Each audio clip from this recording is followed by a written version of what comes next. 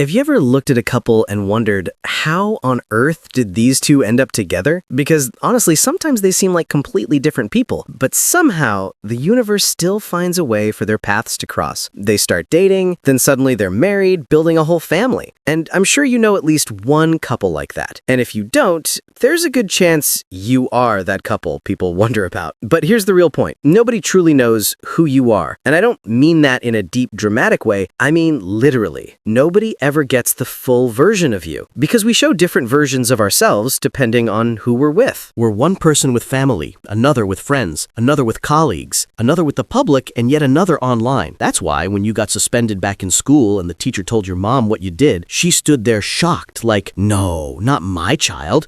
My son would never do that. I know my son." And she meant it. But the truth is, she didn't know the version of you that your schoolmates and teachers knew. She raised you from birth, but she still didn't meet every version of you. The same thing happens everywhere. You might think someone is rude, weird, or immature, but their spouse might know them as a gentle, loving, responsible person. And on the flip side, someone who's kind and charming in public might be a monster at home, hurting their spouse, neglecting their family, or being completely absent. Why? Because humans are experts at something called impression management. From childhood, we learn how to shape how others see us. We adjust, we switch, we perform, sometimes for acceptance, sometimes for survival. Let's be honest, you don't want your toxic coworkers knowing the real vulnerable you. You don't want to expose your true emotions to people who would use them against you at the first opportunity. So what do? You keep quiet. You dim your personality. You act clueless or unbothered just to survive office politics. Yes, ideally, we should be the same person all the time, but practically, that's impossible. And that's why people will always be confused about you. Why some love you while others can't stand you. Why people wonder how you and your partner are even together. Why someone who sees one version of you can't understand why another version is adored. Because at the end of the day, we are different versions of ourselves to different groups of people.